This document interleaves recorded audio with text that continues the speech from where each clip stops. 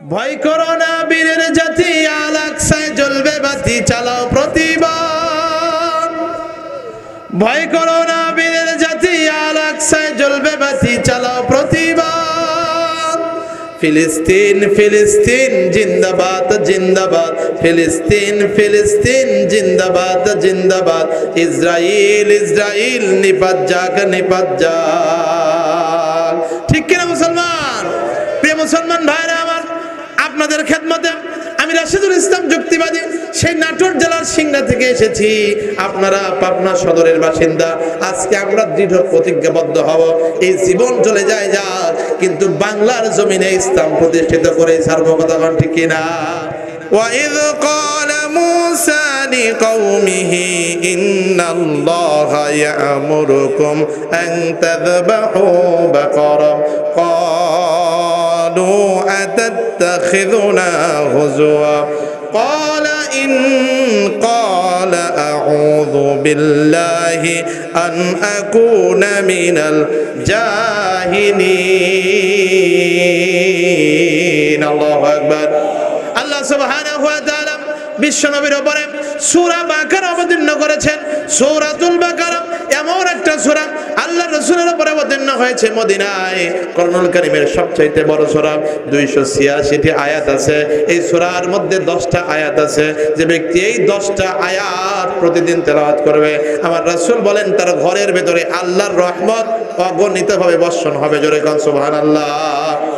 এই 10টা আয়াত যদি মস্তিষ্ক বিকৃত কোনো পাগল, উন্মাদ অথবা কোনো মেন্টাল মানুষের উপরে প্রয়োগ করা হয়, আল্লাহ সুবহানাহু ওয়া তাআলা এই 10টা আয়াত তার উপরে দম করার কারণে এই মেন্টাল পাগল মানুষটাকে ভালো করে দিবেন। জোরে কোন সুবহানাল্লাহ। প্রিয় মুসলমান ভাইরা আমার, এই সূরা থেকে আপনাদের খেদমতে তেলাওয়াত করেছি। এর ভেতরে আল্লাহ তাআলা ইহুদি নামে একটা জাতি ছিল, ওই জাতির একটা ইতিহাস, বাকারা এবং গাভীর একটা ইতিহাস, গরুর একটা ইতিহাস তুলে ধরেছেন।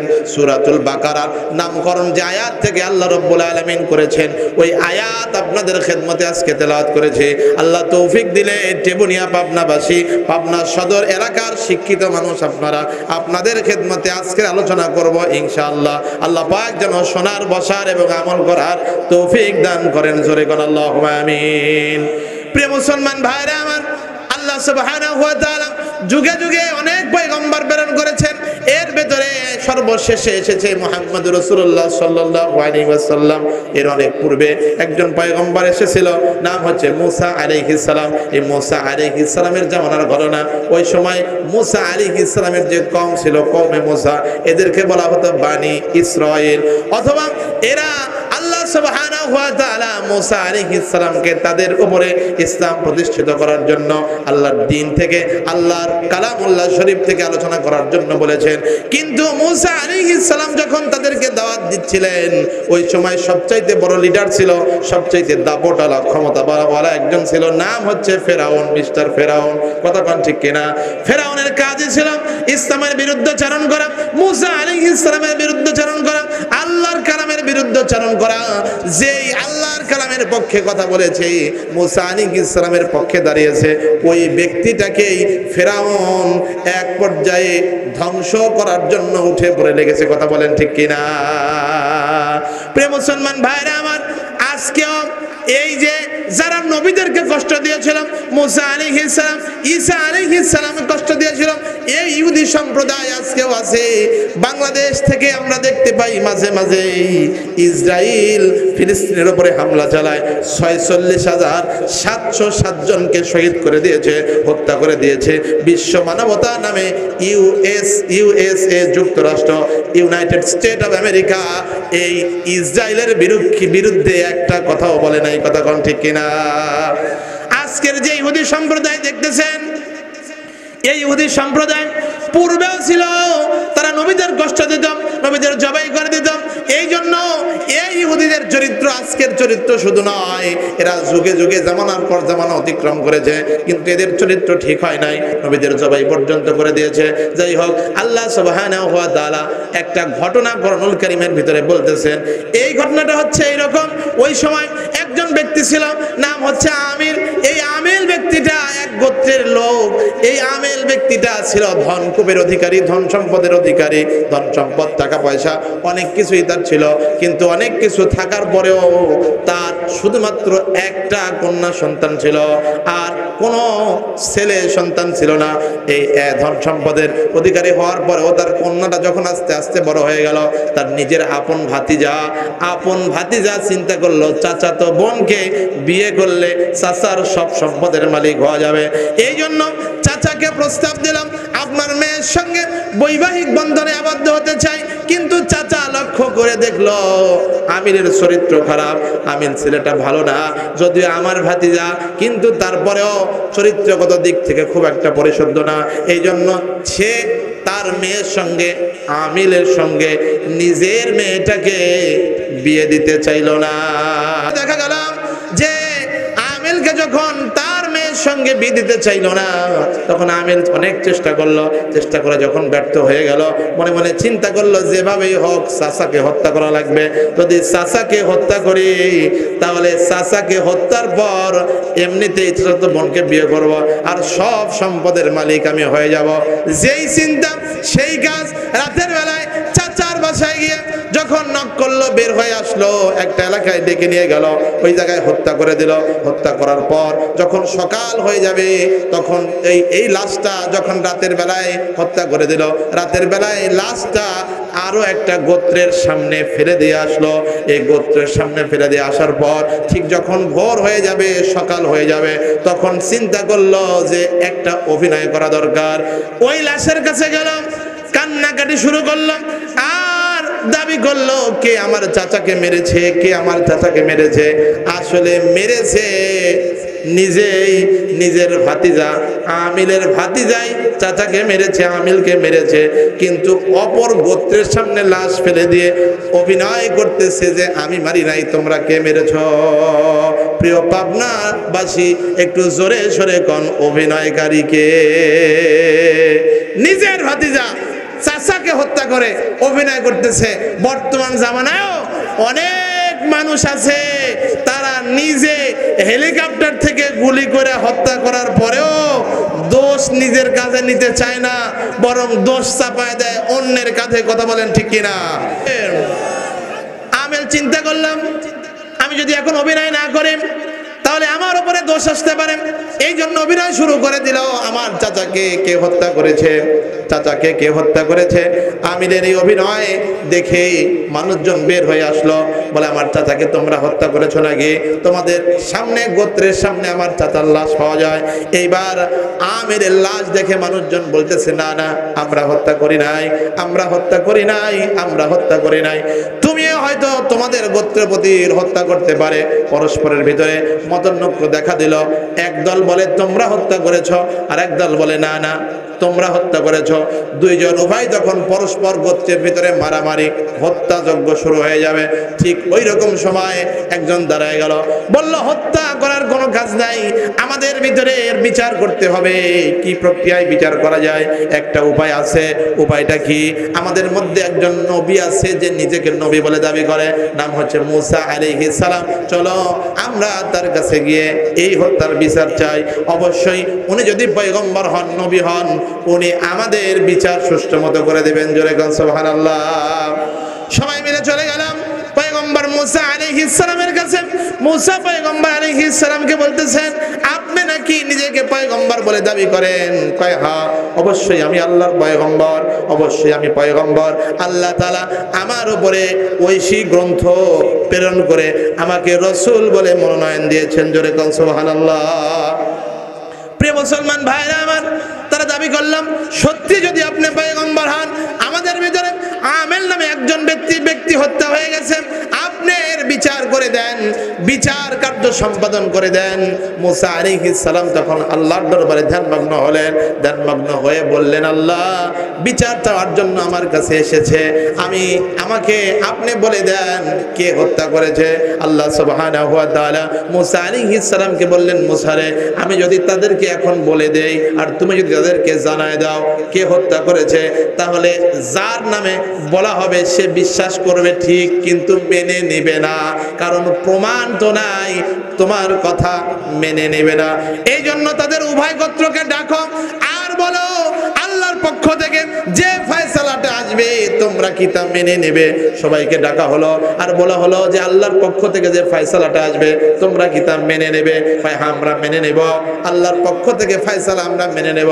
আল্লাহ সুবহানাহু ওয়া তাআলা তখন মুসা আলাইহিস সালামকে জানায় দিলেন, মুসা রে, তাদেরকে বলো একটা গরু জবাই করতে। জোরে কোন সুবহানাল্লাহ, আর জোরে কোন মারহাবা।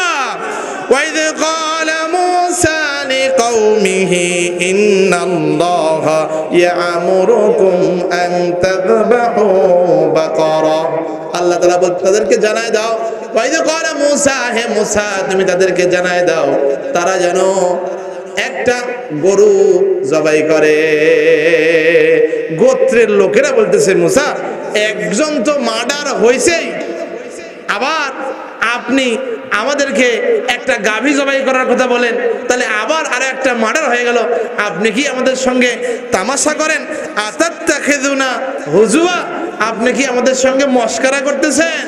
আল্লাহর পয়গম্বর সাইয়েদনা মুসা আলাইহিস সালামকে যখন তারা বলল আপনি কি আমাদের সঙ্গে মস্করা করছেন, মুসা আলাইহিস সালাম জানায় দিলেন ঠাট্টা মস্করা করা এটা নির্বোধ মানুষের কাজ, মূর্খ মানুষের কাজ।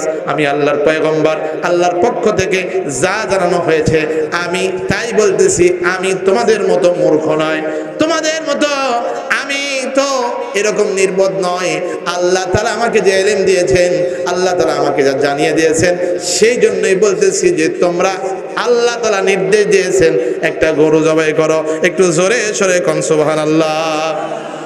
উনি আরো বললেন, ক্বালা আউযু বিল্লাহি আন আকুনা মিনাল জাহিলিন। আল্লাহু আকবার। উনি বললেন জাহিলদের কাজ হচ্ছে মস্করা করা, ঠাট্টা বিদ্রুপ করা, আর আমি আল্লাহর দরবারে এই জাহিলদের থেকে হেফাজত চাই। তারা একজন আরেকজনের চোখের দিকে তাকালো আর বলল, কি কথা বললে? সবাইকে তো মূর্খ বানায় দিয়া ছাড়লো। আল্লাহর পয়গম্বরকে বললেন, ঠিক আছে আমরা মেনে নিলাম যে একটা গরু জবাই করতে হবে, কিন্তু আপনি আমাদেরকে একটু ডিটেলস বর্ণনা করেন। এই গরুটার রং কি, গরুটার বয়স কত, দেখতে কেমন, একটু ডিটেলস বর্ণনা করেন, একটু বিস্তারিত বলেন। আল্লাহর পয়গম্বর সাইয়েদনা মুহাম্মদ রাসূলুল্লাহ সাল্লাল্লাহু আলাইহি ওয়াসাল্লাম বলছেন, সেই সময় তারা যদি যে কোনো একটা গরু জবাই করে দিত তাহলে তাদের কার্য সম্পাদন হয়ে যেত, কিন্তু তারা আবার পাল্টা প্রশ্ন করে যে গরুটার রং কি হবে, গরুটার বর্ণ কি হবে, গরুটার দেখতে কি হবে। এই জন্য তাদের এই কাজকে আল্লাহ আরো কঠিন করে দিল। জোরে কোন আল্লাহু আকবার। আল্লাহু আকবার। বলো রে মুমিন, তারি আকাশান তারি জমিন, আকাশের মালিক কে? জোরে বলেন না কে? তারি আকাশান তারি জমিন, আল্লাহু আকবার। বলো রে মুমিন, আল্লাহু আকবার। বলো রে মুমিন, আয় খোদানি পথে চলি, আয় রাসূলের কথা বলি, চললে এ পথে জানি আসবে সুদিন, চললে এ পথে জানি যাবে দুর্দিন। আল্লাহু আকবার। বলো রে মুমিন। প্রিয় প্রার্থনাবাসী, আল্লাহর পথে আমরা চলতে রাজি আছি তো ইনশাআল্লাহ? কারা কারা আছি? আল্লাহ কবুল করুক, জোরে কোন আমিন। শুধু একা নয়, স্ত্রী কন্যা এবং পিতামাতাকে সাথে নিয়ে চলবো। শুধু একা আল্লাহর পথে চললে বিজয় লাভ করা যায় না। বিশ্ব নবীর কাছ থেকে শিক্ষা নিতে হবে। ওনার 11 জন স্ত্রী ছিল, 2 জন বাদী ছিল। ওনার প্রত্যেকটা স্ত্রীকে উনি পর্দায় রেখেছিলেন, কিন্তু আমাদের একটা মাত্র স্ত্রী, তাই আমরা পর্দায় রাখতে পারি না। কথা কোন ঠিক কিনা? এই জন্য একা নয়, পরিবারকে সাথে নিয়ে ইসলামের পথে চলতে হবে। আজকের এই মাহফিল থেকে নিয়াত করে নাই মেরে রও আমাদের গোটা পরিবার যেন ইসলামের উপরে চলতে পারে, আমাদের সেই তৌফিক দান করেন। জোরে কোন আল্লাহুম্মা আমিন। মুসা আলাইহিস সালাম, যে মুসা আলাইহিস সালামকে যখন তারা বললেন এই গাভীর বর্ণনা কি হবে, মুসা আলাইহিস সালাম আল্লাহর দরবারে আবার মুতাওয়াজ্জিহ হলেন, ধ্যানে মগ্ন হয়ে গেলেন। আল্লাহ সুবহানাহু ওয়া তাআলা মুসা আলাইহিস সালামকে জানায় দিলেন, ক্বালু দু'উ লানা রাব্বাকা ইউবাইয়িন লানা মা হি, ক্বালা ইন্নাহু ইয়াকুলু ইন্নাহা বাকারাতুন লা ফারিদু ওয়া লা বিকম। জোরে কোন আল্লাহু আকবার। মুসা আলাইহিস সালামকে বললেন গাভীটা কেমন হবে? আল্লাহর পয়গম্বর মুসা আলাইহিস সালাম জানাই দিলেন, আল্লাহ জানাই দিয়েছেন লা ফারিদু ওয়ালা বিকরুন, এই গাভীটা এমন হবে বৃদ্ধাও হবে না, আবার বাছুর গরুও হবে না, বয়স সারা গরুও হবে না, বাছুর গরুও হবে না। এই দুই গরুর মাঝামাঝি একটা অবস্থান আছে যেটাকে বলা হয় যৌবনকাল। এই যৌবনকালের একটা গরু হবে, জোরে কোন সুবহানাল্লাহ। প্রিয় মুজাহিদ ভাইরা আমার, আল্লাহ তাআলা কেন বললেন লা ফারিদু ওয়ালা বিকরুন? এর অর্থ হচ্ছে এটা আর বাল্যকালে শরীয়তের হুকুম তার উপরে প্রণীত হয় না, আবার যখন দাঁত পড়ে যায়, বৃদ্ধ হয়ে যায়, বিছানায় শুয়ে যায়, তখনও তার উপরে খুব একটা সে নামাজ কালাম পড়তে পারে না। আল্লাহ তাআলা এই জন্য যৌবনকালকে গুরুত্ব দিয়েছেন, কেননা যৌবনকালের ইবাদত আল্লাহর কাছে অনেক পছন্দের। কথা বলেন ঠিক কিনা? নবীজি সাল্লাল্লাহু আলাইহি ওয়াসাল্লাম হাদিসে পাকের ভিতরে ইরশাদ করেন, সাবাতুন ইযিল্লুহুমুল্লাহ ফি যিল্লিহি ইয়াওমা লা যিল্লা ইল্লা যিল্লুহু, ইমামুন আদিলুন ওয়া শাবুন নাশা ফি ইবাদাতিল্লাহ ওয়া রাজুলুন কলবুহু মুআল্লাকুন ফিল মাসাজিদ ওয়া রাজুলানি তাহাব্বা ফিল্লাহি ইজতামা আলাইহি ওয়া তাফাররাকা আলাইহি ওয়া রাজুলুন দাআতহু ইমরাআতুন যাতু মানসিবিন ওয়া জামালিন ফাকালা ইন্নী আখাফুল্লাহ ওয়া রাজুলুন তাসাদদাকা বিসাদাকাতিন ফাআখফাহা হাত্তা লা তা'লামা শিমালুহু মা তুনফিকু ইয়ামিনুহু ওয়া রাজুলুন যাকারাল্লাহা খালিয়ান ফাফাদাত আইনাহু আও কামা ক্বালা নবী আলাইহিস সালাতু ওয়াস সালাম। অর্থ বোঝার আগে জোরে সরে কোন আল্লাহুম্মা আমিন। নবীজি সাল্লাল্লাহু আলাইহি ওয়াসাল্লাম হাদিসে পাকের ভিতরে ইরশাদ করেন, কিয়ামতের ময়দান যখন কায়েম হয়ে যাবে, 7 শ্রেণীর মানুষকে আল্লাহ সুবহানাহু ওয়া তাআলা আরশের নিচে স্থান দান করবেন। তার দ্বিতীয় নাম্বার পজিশন প্রাপ্ত তারা যৌবনকালে আল্লাহর ইবাদত বন্দেগী করে যারা। ও যুবক পাবনা টেবুনিয়া, ও যুবক ভাইরা, এখনো তোমরা যারা মাহফিলে আসার সৌভাগ্য পাও নাই, এই যৌবনকাল কিন্তু সব সময় থাকবে না। আজকে তোমার দাদার দিকে তাকায় দেখো, দাদার দাড়িটা পেকে গেছে, মাথার চুলটা পেকে গেছে, শরীরের ভিতরে কাঁচা কোনো চুল দেখা যায় না, অথচ তোমার এই দাদা 2 মণ ওজনের বস্তা একা একাই উঠা নিয়েছে, কারো সাহায্য লাগে নাই। আজকে তিনি বৃদ্ধ হয়ে গেছে, বয়সের ভারে হয়ে গেছে। এই যৌবনকালে আমাদেরও আর যৌবন থাকবে না, শেষ হয়ে যাবে।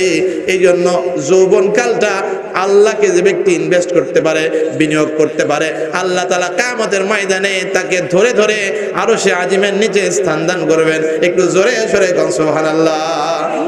যৌবনকালে যত জোরে দৌড়ানো যায়, বৃদ্ধকালে কি এত জোরে যায়? জোরে বলেন যায়? প্রিয় মুসলমান ভাইরা আমার, এই জন্য আমাদের উচিত হবে যৌবনকালটা আল্লাহকে দিয়ে দেওয়া। আল্লাহ আমাদের সেই তৌফিক দান করুক, জোরে কোন আল্লাহুম্মা আমিন। আল্লাহর পয়গম্বর সাইয়েদনা মুসা আলাইহিস সালাম বললেন, লা ফারিদু ওয়ালা বিকরুন আওয়ানুম বাইনা যালিক। একটু জোরে সরে কোন সুবহানাল্লাহ। এই দুইটার মাঝখানে হবে, কিন্তু তারা এমন একটা জাতি, ইহুদি এমন একটা জাতি, এরপরেও তার প্রশ্ন শেষ হয় না। মুসা আলাইহিস সালাম বিরক্ত হয়ে গেলেন, কিন্তু তাকে আর প্রশ্ন ছেড়ে দেয় না। আবার প্রশ্ন করলেন যে, ক্বালু দু'উ লানা রাব্বাকা ইউবাইয়িন লানা মা লাউনুহা ক্বালা ইন্নাহু ইয়াকুলু ইন্নাহা বাকারাতুন সাফরা। আবার প্রশ্ন করলেন আল্লাহর পয়গম্বর মুসা আলাইহিস সালাম, যৌবনকালের গরু লাগবে, কিন্তু গরুটার রং কি হবে? লাল গাভী আছে, কালো গাভী আছে, উভয় রঙের সংমিশ্রণে গাভী আছে। এই যে গরুটা জবাই করার জন্য বলছেন, গরুটার রং কি হবে? আল্লাহ সুবহানাহু ওয়া তাআলা জানায় দিলেন, সাফরাউ ফাকিউল লাউনুহা তাসুররুন নাযিরিন। গাভীটার রং হবে হলুদ রঙের। জোরে কোন কি রঙের? পাবনাবাসী একটু বলেন তো, হলুদ রঙের গরু কোনোদিন দেখছেন? দেখছেন কোনোদিন? হলুদ রঙের গরু দেখা যায় না। নিচে মানুষ আপনারা মেলাই আছেন, কিন্তু স্টেজে মানুষ না থাকার কারণে আওয়াজ হচ্ছে না ভালো। সাহসী 2-1 বীর পুরুষ আছে এই স্টেজে এসে বসার মতো? আছেন? কে বিশ্বনবীর সঙ্গে জান্নাতে থাকতে চান? আছেন কেউ? আসেন একটু স্টেজে আসেন তো দেখি। নওজোয়ানরা আছে নাকি কেউ? সবাই ভয় পাচ্ছে। আল্লাহ তাআলা ভয়কে জয় করার তৌফিক দান করুক, জোরে কোন আল্লাহুম্মা আমিন। আল্লাহর পয়গম্বর মুসা আলাইহিস সালাম বললেন হলুদ রঙের গরু হবে, গরুটার রং হবে হলুদ, কিন্তু হলুদ রঙের গরু তো পাওয়া মুশকিল। তারা জানার পরেও প্রশ্ন করলেন মুসারে, রংটা হলুদ, অল্প হলুদ না বেশি হলুদ?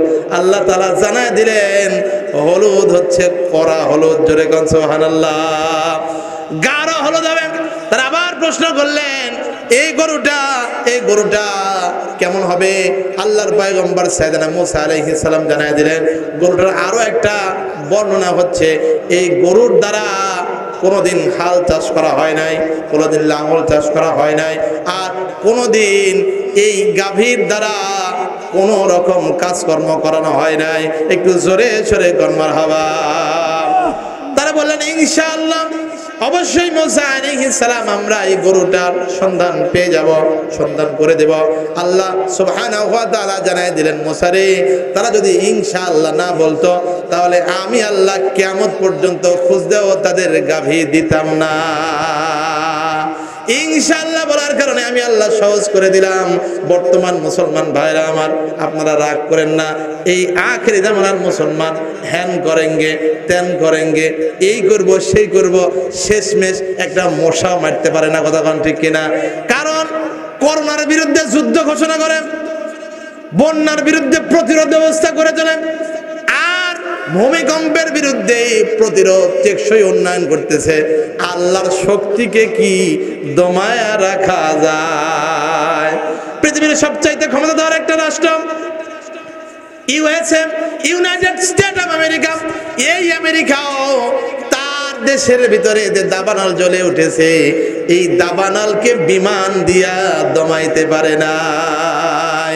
এই জন্য প্রচলিত যে শব্দ, যে বিপদে আসুক না কেন আমরা প্রতিরোধ করব এটা নয়, বরং আমরা তওবা করছি আল্লাহ যে গজব এসেছে আমরা এর বিরুদ্ধে মোকাবেলা করতে পারবো না, এর বিরুদ্ধে আমরা জয়লাভ করতে পারবো না, আমাদের গুনাহগুলো মাফ করে দেন আর আমাদেরকে এর হাত থেকে আপনার রহমতে বাঁচায় দেন। একটু জোরে সরে কোন আল্লাহুম্মা আমিন। এবার মুসা আলাইহিস সালাম বললেন যে গরুটা হাল চাষ করা হয় নাই, এরকম একটা গরু লাগবে, এই গরুর কোনো ত্রুটি নাই, দেখতে অতিশয় মনোরম, দেখলেই চোখ জুড়িয়ে যায়। ওরা যতবার প্রশ্ন করে আল্লাহ তত কঠিন করে দেয়। কথা কোন ঠিক কিনা? একটু জোরে বলেন ঠিক কিনা? প্রিয় মুসলমান ভাইরা আমার, তত কঠিন হওয়ার পরে আল্লাহ সুবহানাহু ওয়া তাআলা এরপরে শুধু ইনশাআল্লাহ বলার কারণে তাদেরকে সহজ করে দিয়েছিল আল্লাহ রাব্বুল আলামিন। এরপরে মুসা আলাইহিস সালামকে বললেন মুসা রে, তাদেরকে খোঁজার জন্য বলো। তারা 4 দলে বিভক্ত হলো, 4টা একটা দল সৃষ্টি করলো। একদল পূর্ব দিকে, আরেকটা দল পশ্চিম দিকে, আরেকটা দল উত্তর দিকে, আরেকটা দল দক্ষিণ দিকে। সকাল থেকে সন্ধ্যা পর্যন্ত খোঁজে, কিন্তু খোঁজার পরেও তারা এই গাভী আর খুঁজে পায় না। ওই সময় আল্লাহর পয়গম্বর সাইয়েদনা মুসা আলাইহিস সালাম একজন উম্মত ছিল। মুসা আলাইহিস সালামের পরে ঈমান এনেছিল, আর পরে নিয়েছিল লা ইলাহা ইল্লাল্লাহু মুসা কালিমুল্লাহ। এই কালেমা পড়ার পরে মুসা আলাইহিস সালামের উপরে যে কিতাব অবতীর্ণ হয়েছিল তার উপরে ঈমান এনেছিল। ঈমান আনার পরে তারা সব কিছু যখন ঠিকঠাক মতো পালন করত, ওই সময় হঠাৎ করে দেখা যায় বেচারাটা অসুস্থ হয়ে গেল। ওই বেচারার একটা ছোট্ট বাছুর ছিল, স্ত্রীকে বললো, স্ত্রী ছিল প্রেগনেন্ট, তার গর্ভে সন্তান ছিল।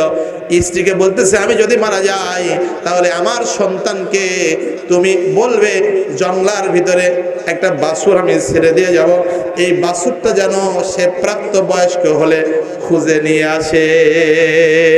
এই কথা বলে ওনার ঘরে যে একটা ছোট্ট বাছুর ছিল, অল্প বয়স্ক বাছুর, এই বাছুরটা আল্লাহর নাম নিয়ে তার পাশে যে একটা জঙ্গল ছিল এই জঙ্গলের ভিতরে ছেড়ে দিল। একটু জোরে সরে কান মারহাবা, আরো জোরে কান মারহাবা। আয় আল্লাহ তোমার বান্দা পাবনাবাসী যারা বলেছে মারহাবা তাদেরকে জিয়ারত করান।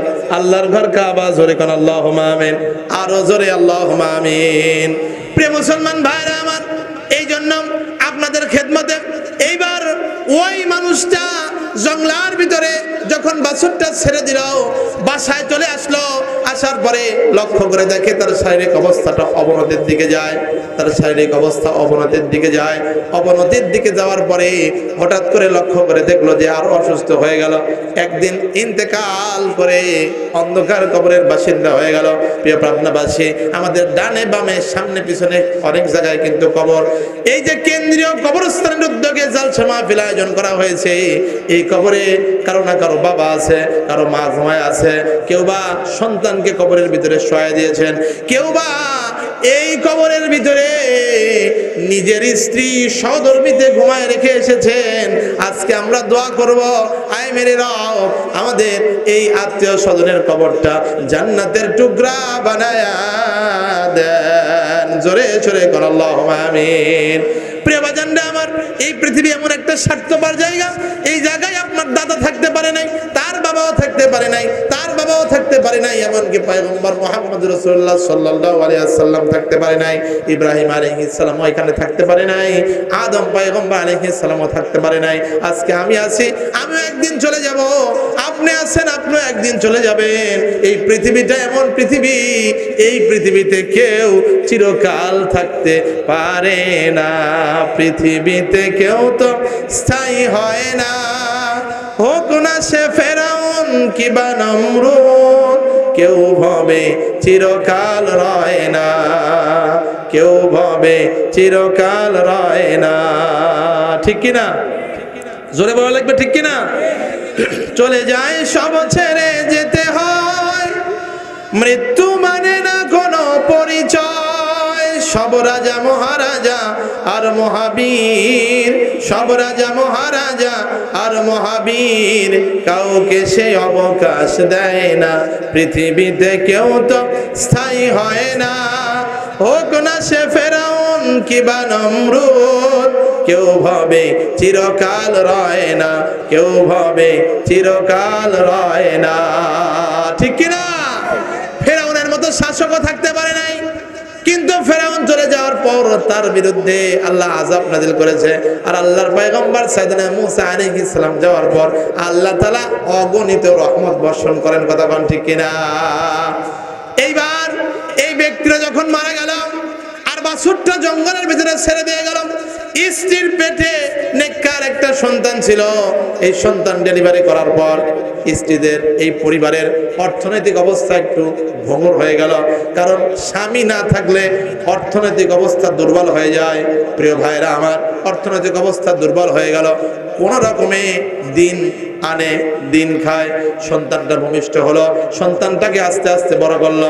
আস্তে আস্তে এই সন্তানকে বড় করার পর এক পর্যায়ে লক্ষ্য করে দেখলো সন্তানটা হাঁটি হাঁটি পা পা করে বড় হয়ে গেল।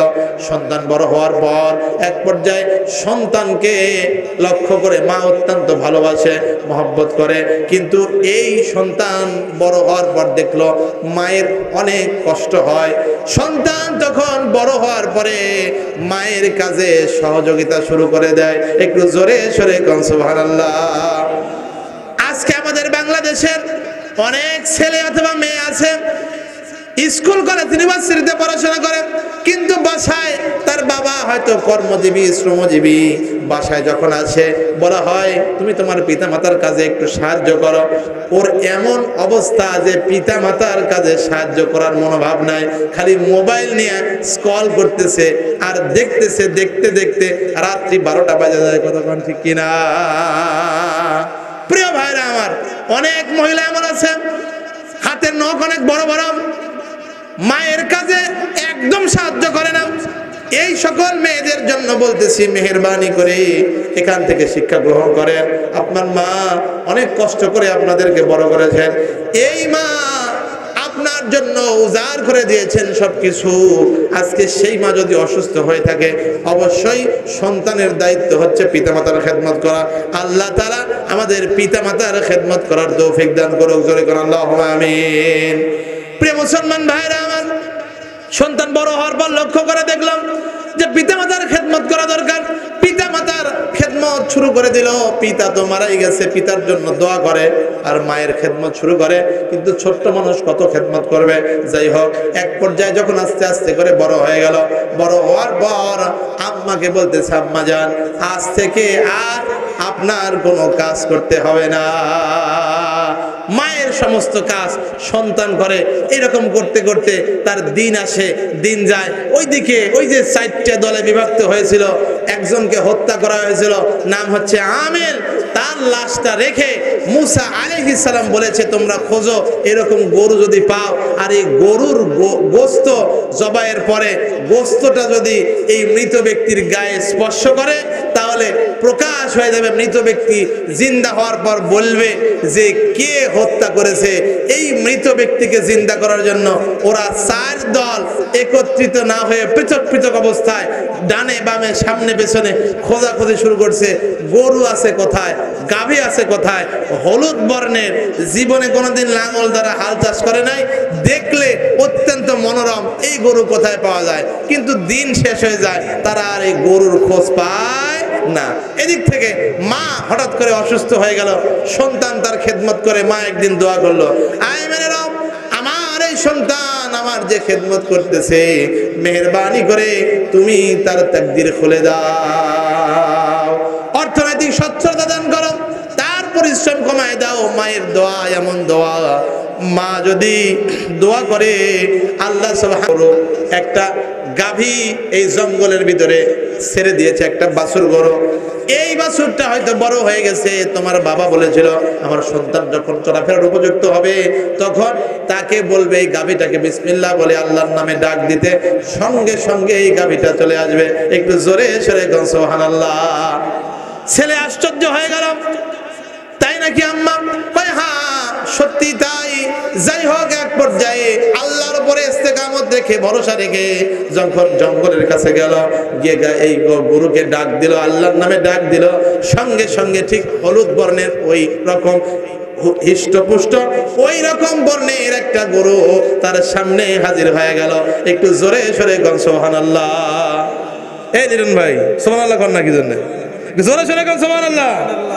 প্রিয় মুসলমান ভাইরা আমার, যে কথা আলোচনা করছিলাম, এই গরু হাজির হওয়ার পরে গরু বলতেছে আমার পিঠে ওঠো। বলতেছে না না, মা নিষেধ করেছে, পিঠে ওঠা যাবে না, গলা ধরে নিয়ে যাওয়া লাগবে। যখন পিঠের উপরে আস্তে করে হাত রাখলেন, বাধ্য অনুগত ভক্তের মতো সামনে সামনে চলাচল করলো।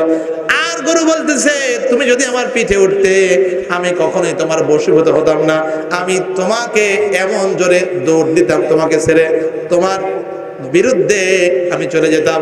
কিন্তু মায়ের কথা মতো আমল করার কারণে আমি আজকে তোমার বশীভূত হলাম। একটু জোরে সরে গান সুবহানাল্লাহ।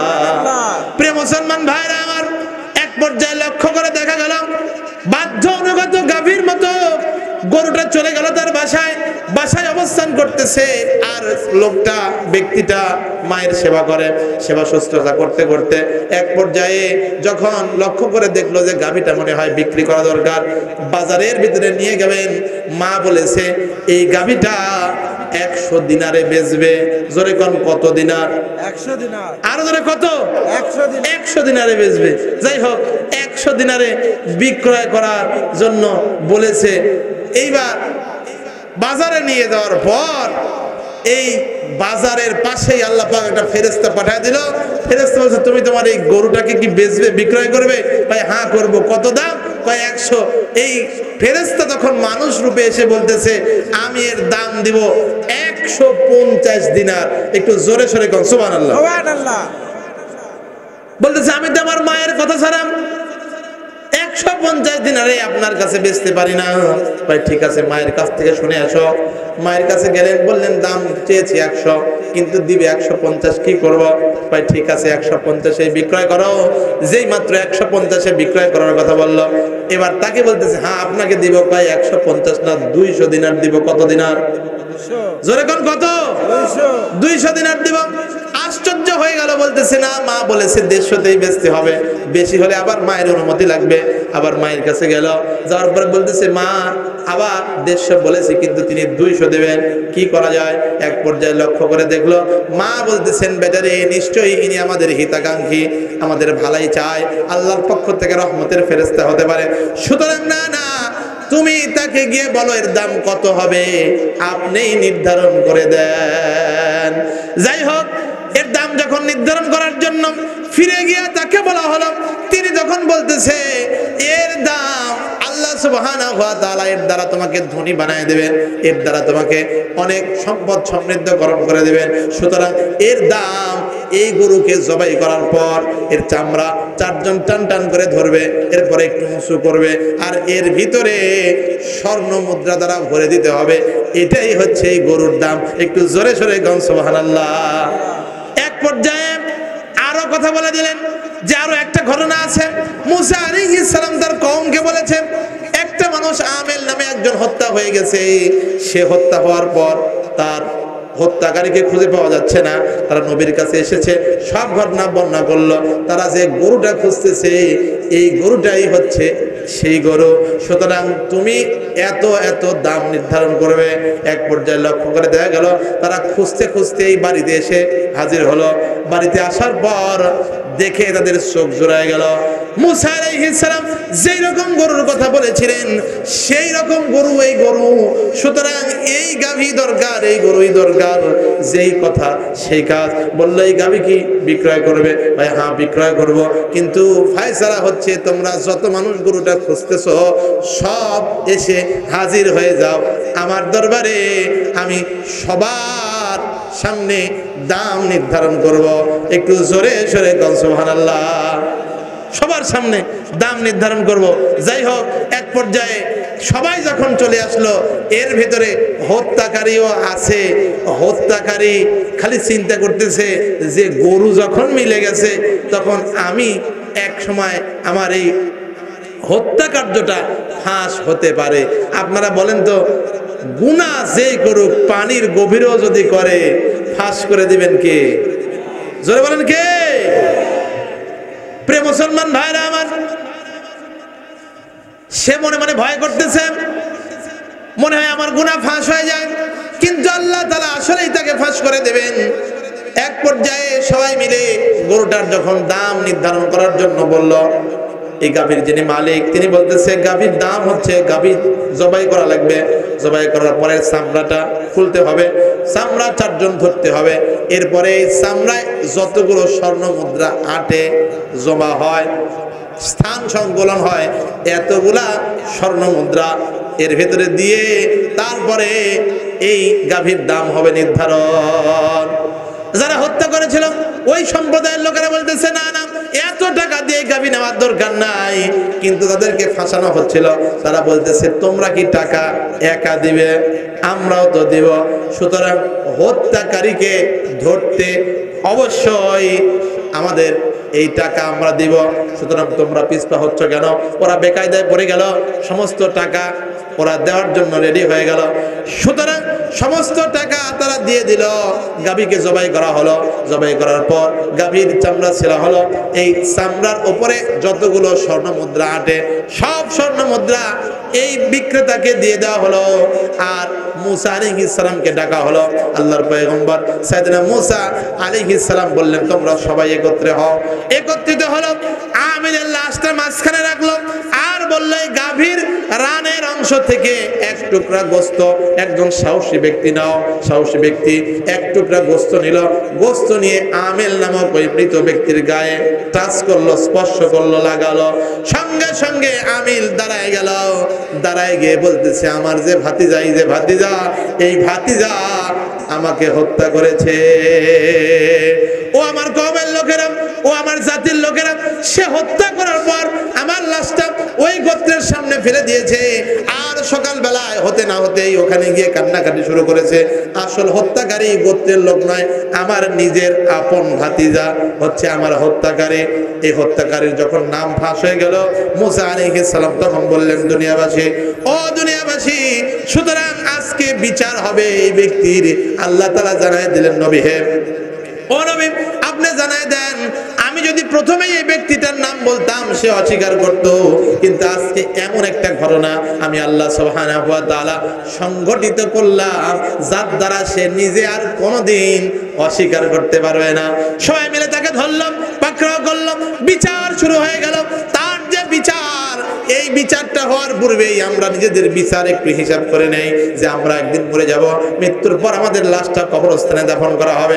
আজকে এই এলাকায় যেরকম বড় বড় গোরস্থানে আমার পিতা আমার মাতা আত্মীয় স্বজন ঘুমায় আছে, এইরকম করে আমরাও একদিন ঘুমায় যাব।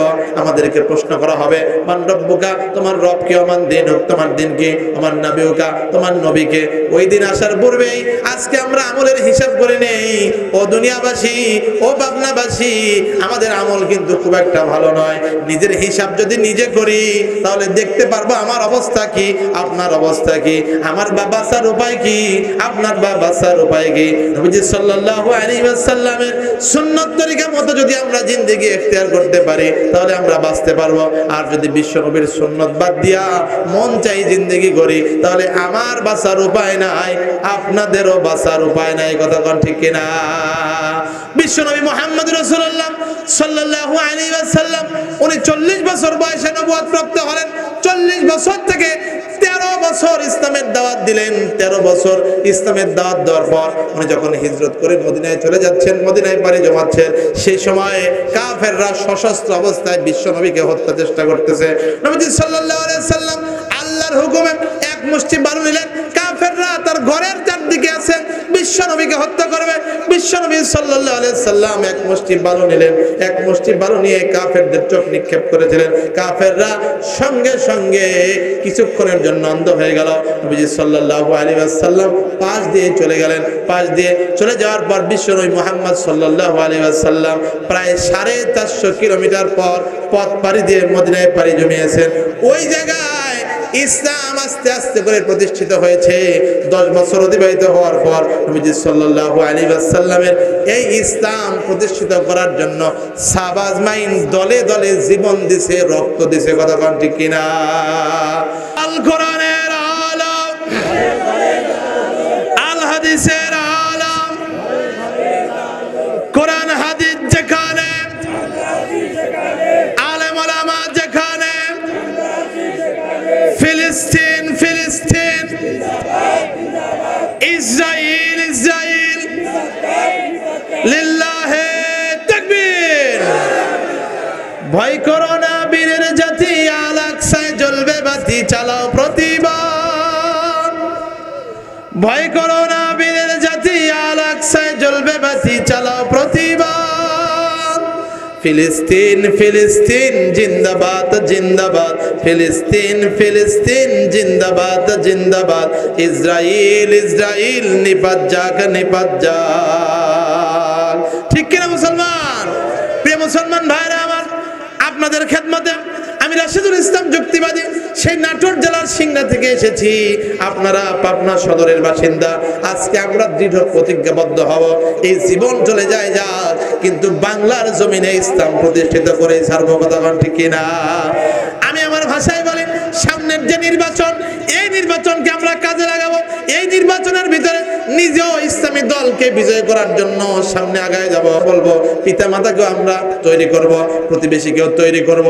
আজ থেকেই নেমে পড়েন। আল্লাহ তাআলা যেন আমাদের তৌফিক দান করেন। জোরে কোন আল্লাহুম্মা আমিন। সময় আর বেশি বাকি নাই, তবে একটা কথা খেয়াল রাখেন, প্রত্যেক পয়গম্বর এসেছে, প্রত্যেক নবী এসেছে, প্রত্যেক রাসূল এসেছে, তারা শুধুমাত্র ভোটের মাধ্যমে কিন্তু ইসলাম প্রতিষ্ঠিত করতে পারে নাই।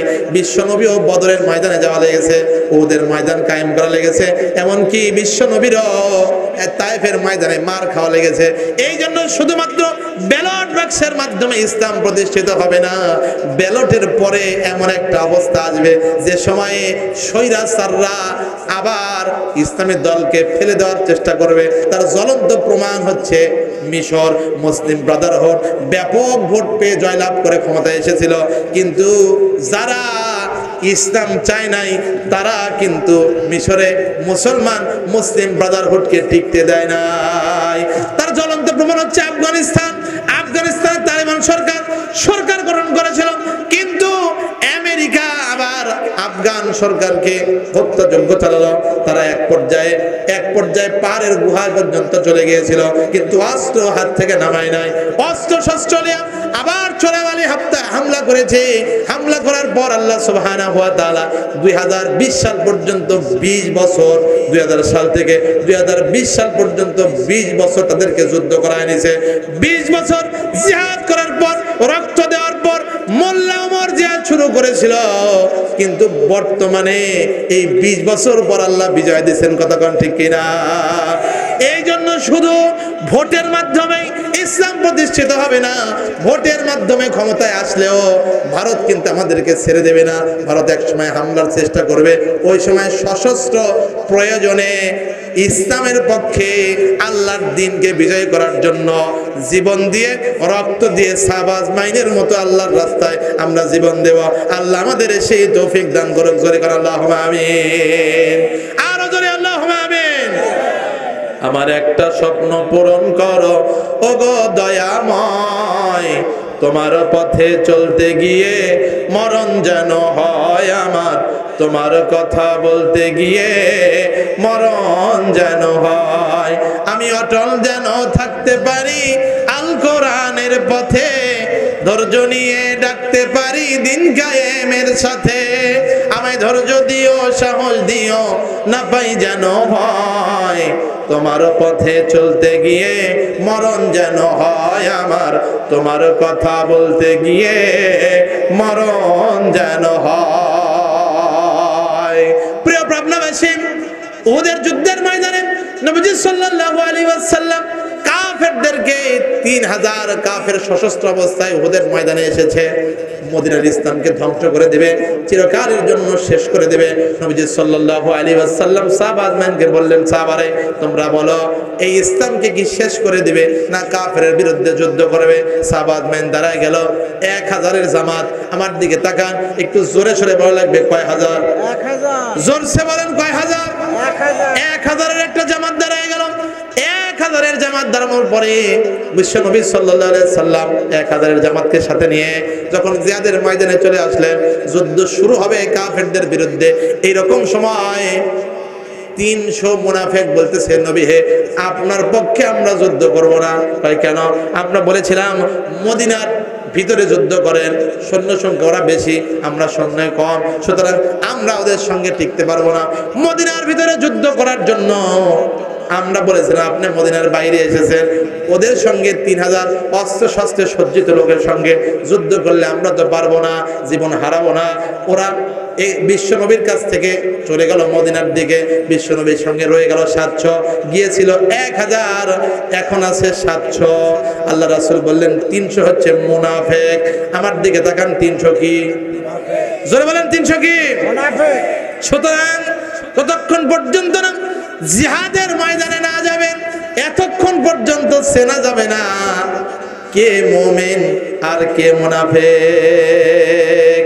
মুনাফিকরা পিছন থেকে ছুরি মারবে, তারা তো প্রথমেই মদিনা থেকে সামনে কদম না দিলেও পারত যে নবী আমরা মদিনায় আছি, সামনে আর যাব না, আপনার পক্ষে যাব না। কিন্তু তারা এমন একটা মাস্টার প্ল্যান করেছে, যুদ্ধ যখন শুরু হবে ওই সময় তারা বলতেছে আমরা যুদ্ধ করব না, মানে মুসলমানদের মনোবল ভেঙে দেবে। এটাই হচ্ছে তাদের আসল উদ্দেশ্য। এক পর্যায়ে নবীজি সাল্লাল্লাহু আলাইহি ওয়াসাল্লাম 300 মুমিনকে বললেন, হে মুমিনেরা তোমরা কি যুদ্ধ করবে, জিহাদ করবে? তারা বলল হ্যাঁ ইয়া রাসূলুল্লাহ, যতক্ষণ চোখের পাতাও নড়ে এতক্ষণ আমরা আপনার পক্ষে যুদ্ধ চালায় যাব। একটু জোরে সরে কোন সুবহানাল্লাহ। ব্যাপক যুদ্ধ শুরু হয়ে গেল।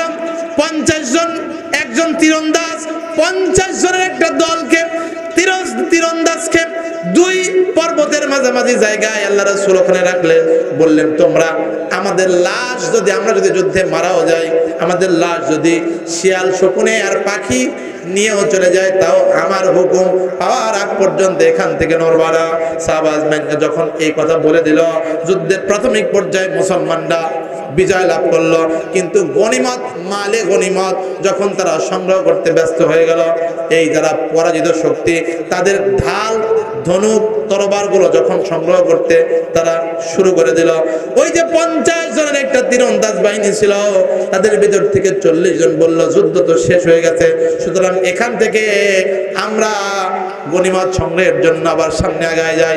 সবাইকে লক্ষ্য করে তাদের এই 50 জনের যে কমান্ডার ছিল তিনি বলতেছে না, নবীজি বলেছেন যুদ্ধ শেষ হলেও তার হুকুম ছাড়া এখান থেকে নড়া যাবে না। 40 জন এই আইনটা মানলো না, তারা ভুল করলো। সামনে যখন গনিমত সংগ্রহতে ব্যস্ত হয়ে গেল, বাকি 10 জন থাকলো, তখন পর্যন্ত খালিদ ইবনে ওয়ালিদ রাদিয়াল্লাহু তাআলা আনহু ইসলাম গ্রহণ করেন নাই।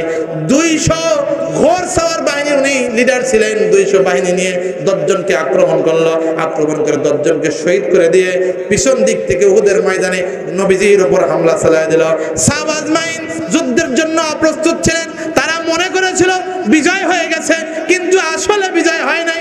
আবার যখন তারা পাগড় হয়ে গেল, মুসলমানরা বিক্ষিপ্ত হয়ে গেল, মুসলমানরা কেউ কেউ ভয় পেয়ে গেল, কেউ কেউ হত্যা হলো। 70 জন হযরতে আমির হামজা সহ 70 জন শহীদ হয়েছিল। কথা বলেন ঠিক কিনা? সাইয়্যিদুশ শুহাদা হযরতে আমির হামজা রাদিয়াল্লাহু তাআলা তিনি ছিলেন বিশ্বনবী সাল্লাল্লাহু আলাইহি ওয়াসাল্লামের চাচা। তিনি এক পর্যায়ে বীরত্বের সঙ্গে জিহাদ করতেছিলেন, যুদ্ধ করতেছিলেন, কিন্তু ওয়াহাশী নামক একজন গোলাম উনি আবডাল থেকে একদম গাছের ওঁত থেকে, গাছের ছায়া থেকে দূর থেকে তাকে বর্ষা নিক্ষেপ করলেন। বর্ষাটা তার বুক ভেদ করে পিছন দিক পর্যন্ত বেরিয়ে গেল, জীবন দিল। তারপরেও আল্লাহর রাস্তায় যুদ্ধ করা ছাড়ে নাই। জোরে কোন সুবহানাল্লাহ। এরপরে কাফেররা চিন্তা করলাম নবীজিকে টার্গেট করা, কোথায় মুহাম্মদ রাসূলুল্লাহ আছে? বিশ্বনবীর সঙ্গে 9 জন ছিল, বিশ্বনবীর সঙ্গে 9 জন ছিল, 7 জন ছিল মদিনার আনসার আর 2 জন ছিল মক্কার মুহাজির। বিশ্বনবী সাল্লাল্লাহু আলাইহি সাল্লাম তখন 9 জনকে বললেন, রে আমার সফর সঙ্গীরা, আমার সাথীরা, কি আছো? আজকে এই যুদ্ধের ময়দানে কাফেরদেরকে আমার কাছ থেকে সরায় দেবে। সবাই তখন নিয়াত করলো যে আমি সরায় দেব। একজন একজন করে যাচ্ছিল, কাফেরদের সামনে যুদ্ধ করতে করতে জীবন দিয়ে দিচ্ছিল। 7 জন পর্যন্ত জীবন দিল। তারপরেও বিশ্ব নবীকে কাফেরদের হাত থেকে বাঁচানোর জন্য মৃত্যু পর্যন্ত চেষ্টা করলো। একটু জোরে সরে কোন সুবহানাল্লাহ, আর জোরে কোন মারহাবা। প্রিয় মুসলমান ভাইরা আমার, এইরকম যুদ্ধ যদি সামনে আসে আমরা কি থাকবো না 300-র মতো পলায় চলে যাব? থাকবো তো ইনশাআল্লাহ। কারা কারা থাকবো? দুহাত তুলে আল্লাহকে দেখাই। লিল্লাহে তাকবীর। দিল্লি না ঢাকা, গোলামি না আজাদি, দালালি না রাজপথ।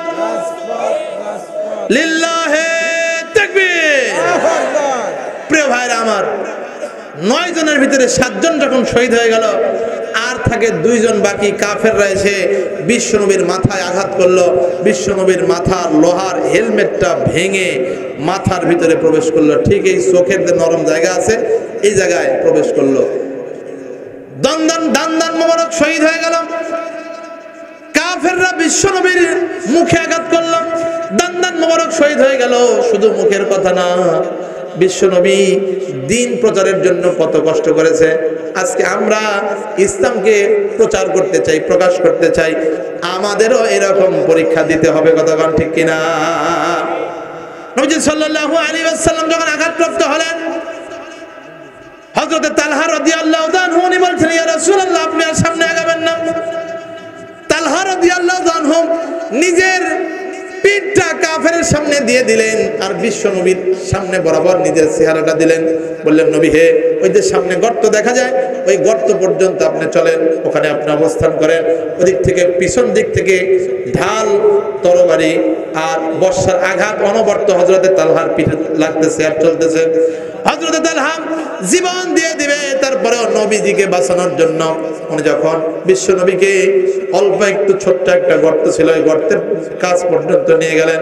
ওই গর্তের ভিতরে বিশ্ব নবীকে দেখে রেখে উনি তখন তার তীর আর ধনুক হাতে নিলেন, আর তীর এবং ধনুক লক্ষ্য করে কাফেরদেরকে তীর নিক্ষেপ করতেছিল। কাফেররাও তীর মারে, বর্ষার আঘাত করে। বিশ্ব নবীকে সাল্লাল্লাহু আলাইহি ওয়াসাল্লামকে রক্ষা করার জন্য তালহা এরকম শেল্টার দিচ্ছিল। নবী সাল্লাল্লাহু আলাইহি ওয়াসাল্লাম নিজ হাতে তালহাকে তীর দেয়, তালহা তীর নিক্ষেপ করে, যাকে টার্গেট করে মারে সেই কুপঘাত হয়ে যায়। জোরে কান সুবহানাল্লাহ। বিশ্ব নবী সাল্লাল্লাহু আলাইহি ওয়াসাল্লাম মাথা একটু উঁচায় দেখেন কাকে তীর নিক্ষেপ করে। হযরত তালহা বলতেছে, ইয়া রাসূলুল্লাহ, ইয়া হাবিবাল্লাহ, আমি তালহা শহীদ হয়ে গেলে কোনো সমস্যা নাই, আপনি ওখানে থাকেন। বিশ্বনবী সাল্লাল্লাহু আলাইহি সাল্লাম দেখলেন না না, আর চুপ করে থাকা যায় না। বিশ্বনবী তখন ওখান থেকে আওয়াজ দিলেন, আবু বকর, ওমর, ওসমান, আলী, চলে এসো, আমি নবী এখনো জিন্দা আছি। এদিক থেকে কাফেররা একটা মিথ্যা প্রোপাগান্ডা চালায় দিয়েছিল, নবীজিকে হত্যা করে দিছি, কতল করে দিছি। নবীজি সাল্লাল্লাহু আলাইহি ওয়াসাল্লাম যখন বললেন আমি মুহাম্মদ রাসূলুল্লাহ এখানে আছি, তখন সাহাবা আজমাইন দলে দলে বিশ্ব নবীর কাছে জমায়েত হলেন।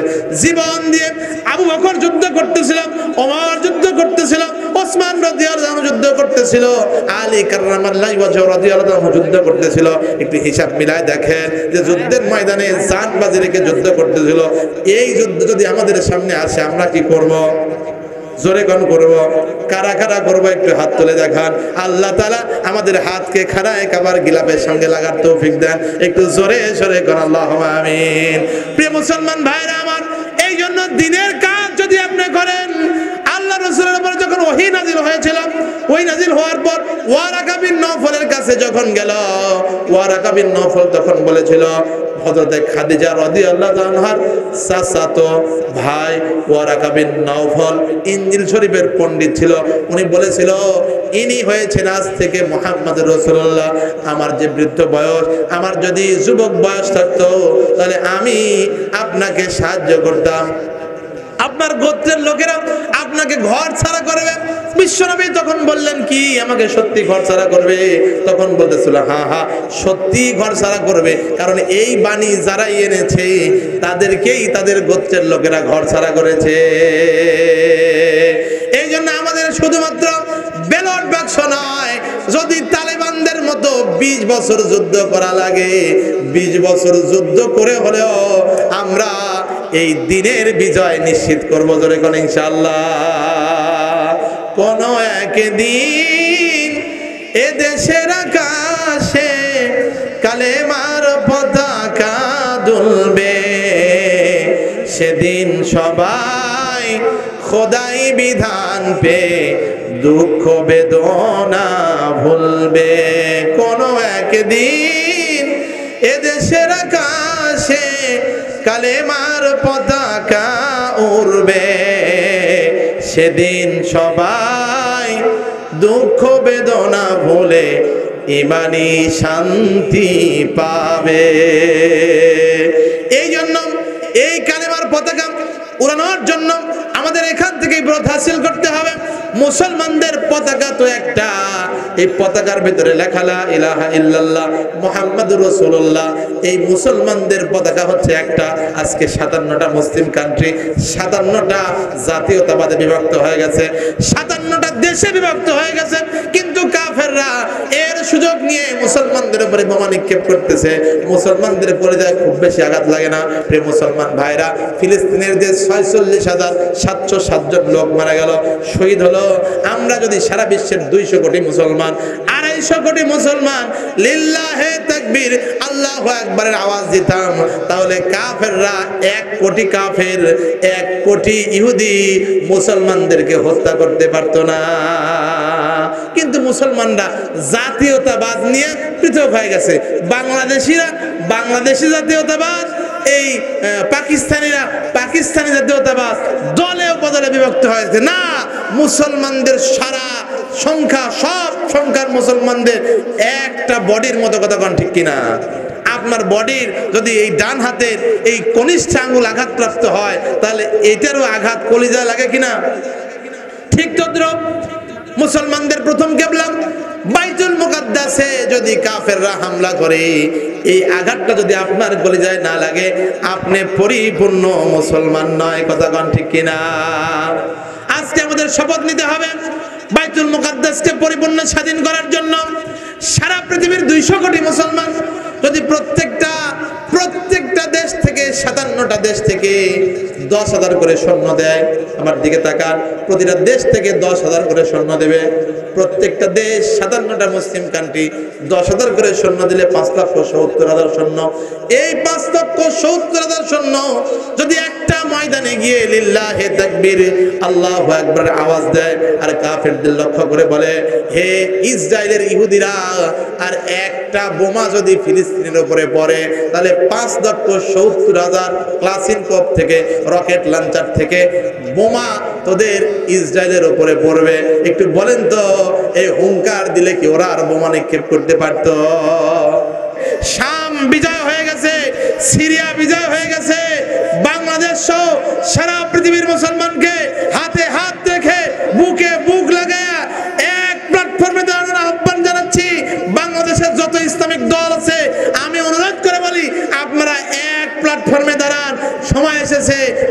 বাংলাদেশে কালেমার পতাকা উড্ডীন করার কথা কোন ঠিক কিনা?